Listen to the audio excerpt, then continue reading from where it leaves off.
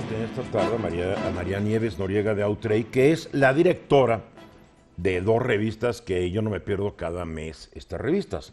Una es Arqueología Mexicana, este es el número especial que próximamente estaremos platicando, que es sobre los hongos, porque México tiene una diversidad biológica impresionante y una cantidad de hongos que no se dan en otros lugares del mundo, entonces está padrísimo. Y otra revista es Relatos e Historias en México, cuyo número actual está ya en circulación.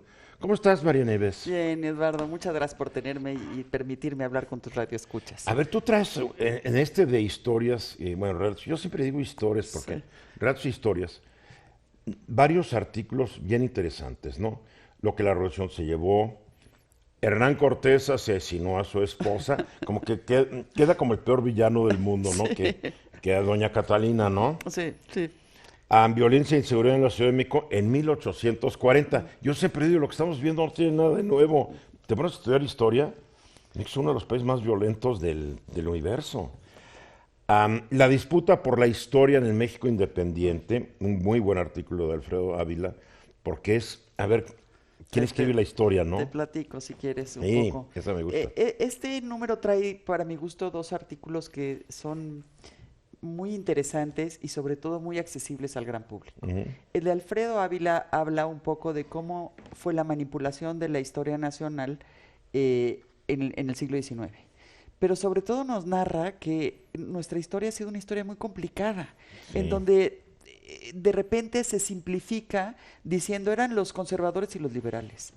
Y aquí Alfredo Ávila, que es un gran divulgador, nos explica la cantidad de intereses que había entremezclados y que no era fácil etiquetar a los bandos. Sí, Que de repente traen a Maximiliano, que se suponía que lo traen los conservadores y resultó un emperador muy liberal. Sí, bueno, y además cuando se habla de las logias masónicas, ¿no? Sí. Una logia así, pero dentro de los yorquinos se ve grupos, dentro de los escoceses había grupos, después estaban los de la logia mexicana. México siempre es un país archidividido. Es que yo creo que eso tiene que ver desde siempre con nuestra pluriculturalidad, Sí, que somos un país muy rico y muy diverso, y que eso se ve reflejado en la política. Pero lo que sí queda clarísimo a través de este artículo de Alfredo Ávila y del otro, que se llevó la revolución, es de lo complicado que ha sido, la complicada que ha sido nuestra historia.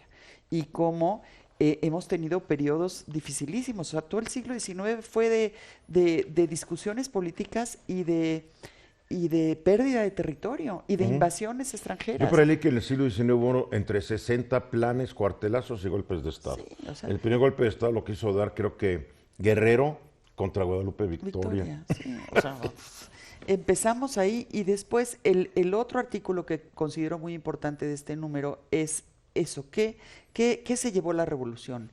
Y ahí son dos autores, uno es el doctor García Diego. Buenísimo. Que me parece que solo un gran historiador puede simplificar y hacer inteligible todo el proceso revolucionario. Escucharlo hablar de estas cosas. Es que te entra como agüita Fenomenal, y sí. entonces te va dividiendo las diferentes etapas y los diferentes protagonistas de una forma tan clara que hace más accesible la comprensión de ese proceso revolucionario que además, como lo pone él hasta ahora, está terminando ahora, ¿no? Empezó con el levantamiento de Madero, pero en realidad, ¿cuándo fue ese cambio de régimen?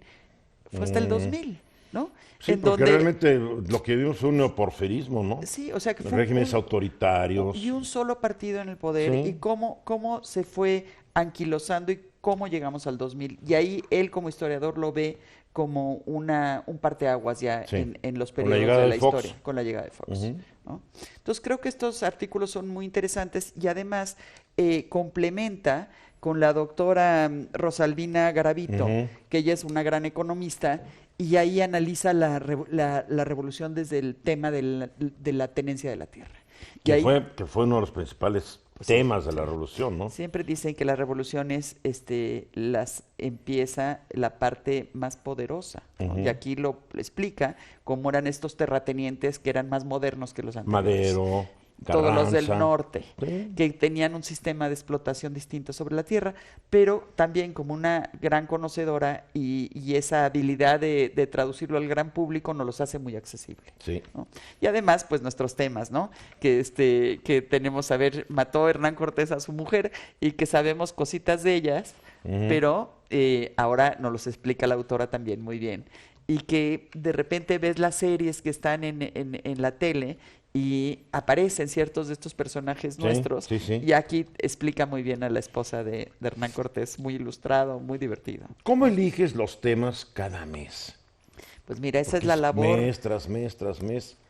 Nunca se nos La acaba. historia, bueno, además la Sí. historia de México da Para muchísimo. para una revista diaria casi, ¿no? Los editores, el editor de la revista Alberto Sánchez es un súper editor y cada vez vamos juntando en el cajón un mayor número de temas. Pero también oímos a nuestros lectores de qué secciones van queriendo, qué les va gustando.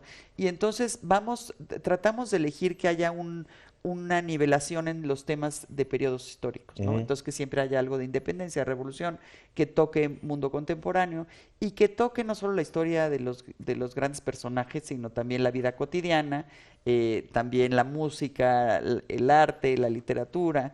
Y entonces así se va haciendo el abanico de la revista. Oye, una ciudad llena de peligros, la de México, bueno, desde siempre. Desde siempre.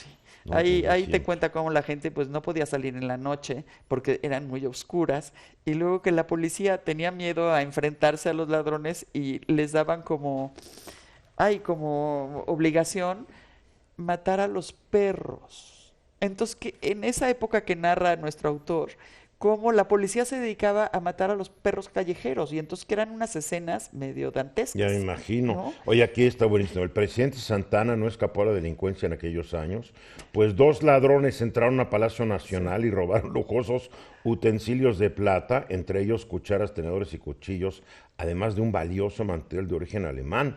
A ¿Qué ver si no se meten ahora al departamento, ¿eh? ¿Qué tal? ¿Qué tal? Y ahí reproducimos un poco las cucharas de la época, pero sí, te habla que la historia pues se repite y que tenemos etapas en donde hay acomodos gracias a que de repente la ciudadanía dice ya no se soporta el vivir así, ¿no? Cuando tú hablas de la simplificación de la historia, yo siento que esta simplificación también ha creado una falsa idea de que épocas pasadas fueron mejores.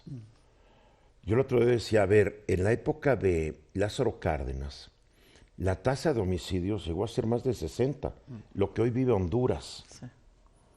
Que en este país siempre ha habido una epidemia de homicidios, o sea, 10, estamos hablando de 10 homicidios por cada 100,000 habitantes, ha sido lo constante, que únicamente en 3 años de Fox y el primero de Calderón bajó de 10.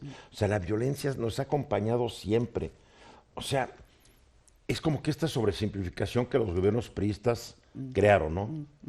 Todo está bien, todo está... Yo siempre digo, no era el control de los medios de comunicación, Pues sí. no te enterabas de nada.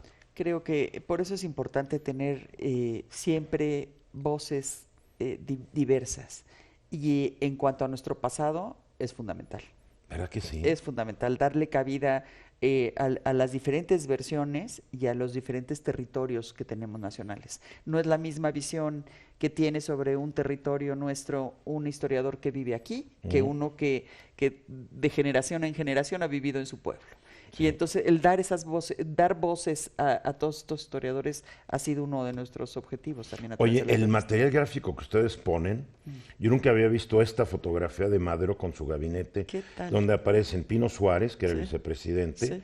Francisco Vázquez Gómez, Venustiano Carranza, Federico González Garza y Manuel Bonilla. Esta foto nunca la había visto. ¿No? Los iconógrafos de la revista, tanto trabajo tienen los editores para que los textos salgan en la extensión y en el tono, como los iconógrafos, porque parte de esa revista es eso, que sea muy gráfica, ¿no? Entonces, si ves las ilustraciones que tenemos de la esposa de Cortés, pues son un montón de diferentes grabados de épocas, o las fotos de la Revolución, que ahí te digo que en muchos de los lectores nos escriben, Dicen, ay, ustedes sacaron en tal página esta foto y que sale Madero, pero a la izquierda es mi tatarabuelo. Ah, sí, ellos se Se identifican. identifican. Que eso hace la revista muy viva y siempre les agradecemos a nuestros lectores que nos abastezcan de mayor información sobre las fotos. Y lo que tenemos es una fototeca nacional que es una maravilla, ¿no? Que está en Sí, Hidalgo, ¿verdad? de Lina, sí. Oye, ¿y qué tan fácil es adquirir ese material de la fototeca? Bueno, ¿Qué tienes- tan organizado está el material? Hay partes que están mejor catalogadas que otras. Y hay que hacer la petición. Nosotros, como vamos de la mano con el instituto, pues digamos que se nos hace fácil, o un poco más fácil, pero es un tesoro que lo deberían de usar más los ciudadanos y las publicaciones. Pero Am, implica un trabajo de especialista, que son estos historiadores que saben perfecto cómo buscar dónde y cómo y qué. Ellos entran y cuando de repente no está catalogado algo, han descubierto cosas, tus investigadores, que acaban en el catálogo. Uy, sí, muchas veces o no están catalogadas y otras veces están catalogadas mal. Y hay veces que nuestros iconógrafos no se dan cuenta, pero el lector sí. Y entonces nos escribe y dice, ¿ustedes pusieron que este era perenganito? No, este es sutanito. Y checamos y generalmente pues el lector por algo te lo dice. Es-